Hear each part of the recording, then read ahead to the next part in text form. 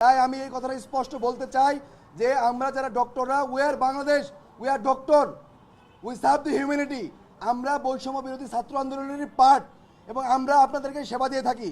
তবে আমরা জানি গতকালকে কিছু ঘটনা ঘটেছে।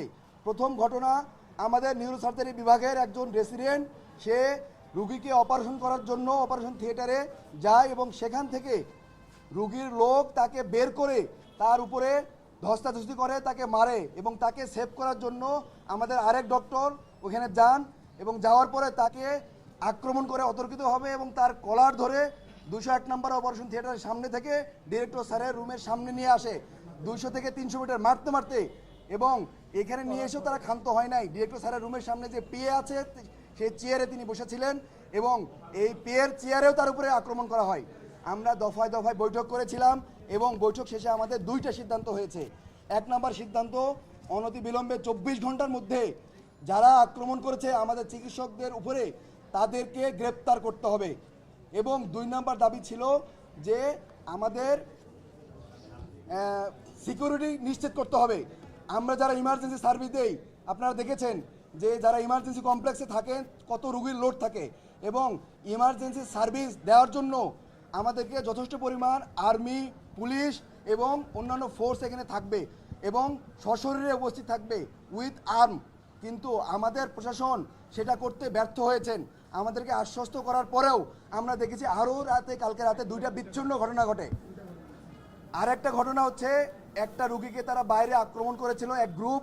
ওই গ্রুপ সেবা নেওয়ার জন্য ঢাকা মেডিকেল কলেজে এসেছিল ইমার্জেন্সি রুমে, এবং তার যে অপোনেন্ট গ্রুপ ছিল সে ঢাকা মেডিকেল কলেজের ইমার্জেন্সি কমপ্লেক্সের ভিতরে ঢুকে চাপাতি দিয়ে কূপে তার হত্যা নিশ্চিত করে এখান থেকে চলে গিয়েছে।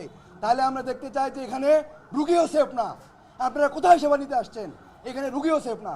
আরেকটি কথা বলতে চাই, পরে আরেকটা ঘটনা ঘটেছে। আরেকটা ওসেকে, আমরা জানেন যে ইমার্জেন্সি রুমে ওসেকে একটা ক্রিটিক্যাল রুগী এসেছিল ক্রনিক কিডনি ডিজিজের, সেই রুগী মারা যায়।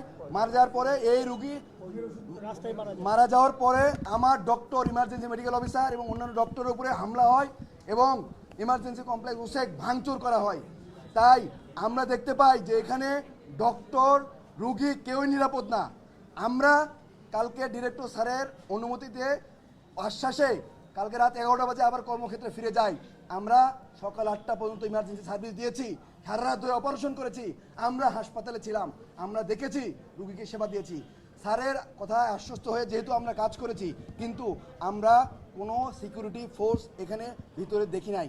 সিকিউরিটি ফোর্স তারা বাইরে ছিল, কিন্তু ইমার্জেন্সি কমপ্লেক্সের সামনে সশরীরে উইথ উইপন্স থাকার কথা ছিল, আমরা সেটা দেখি নাই। তাই আমরা বাধ্য হয়ে নিজের সিকিউরিটির জন্য আমরা আজকে থেকে কর্মবিরতিতে যাচ্ছি। আমরা 2টা থেকে প্রোগ্রাম রেখেছি বাগানঘাটে। আপনাদেরকে অনুরোধ করব আপনারা সবাই থাকবেন এবং আমাদের দাবি দেওয়া সহ আমরা আপনাদের কাছে আবার ব্রিফ করব। ধন্যবাদ। সকল ব্যাপারে আমি প্রশ্নের উত্তর দিব 2টা বাজে, আপনারা সবাই থাকবেন প্লিজ। আমাদের এখনো সুরাহা হয় নাই। সারা বাংলাদেশের সমস্ত চিকিৎসক, সরকারি বেসরকারি সবাই, আপনার যদি কোনো প্রশ্ন থাকে প্লিজ আমাদেরকে 2টার পরে করবেন। আমাদের সমস্ত ডক্টররা জমায়েত হবে 2টা বাজে এবং তারা থাকবেন ঢাকা মেডিকেল কলেজ বাগানঘাটে 2টা বাজে। আমরা আপনাদের কাছে আবার প্রেস ব্রিফিং করবো, আপনাদের প্রশ্নের উত্তর শুনবো এবং উত্তর দিব। ধন্যবাদ।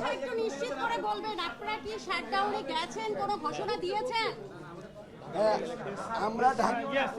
আমরা প্রশ্নের উত্তর দিব। আমি যতটুকু বলেছি আপনারা মনে হয় মেসেজ পেয়েছেন। আমরা সমস্ত প্রশ্নের উত্তর দিব 2টা বাজে। আপনারা বাগানঘাটে থাকবেন, আমাদের আরও লোকজন আসবে, আমরা তখন আবার ব্রিফ করবো, আপনাদের প্রশ্নের উত্তর শুনবো। আপনারা আমাদের সাথে থাকেন, আপনারা আমাদেরই পার্ট, আমরা আপনাদের বাইরের কেউ না। We are Bangladesh. আমরা দাবি নিয়ে পরে কথা বলবো। আমাদের এখনো প্রশ্ন, আমাদের এখনো আলোচনা চলছে, এখনো কোনো কিছুই ফিক্সড হয় নাই। আলোচনা শেষে আমরা দাবি দেওয়া আপনাদের মাধ্যমেই গণমাধ্যমকে জানাবো।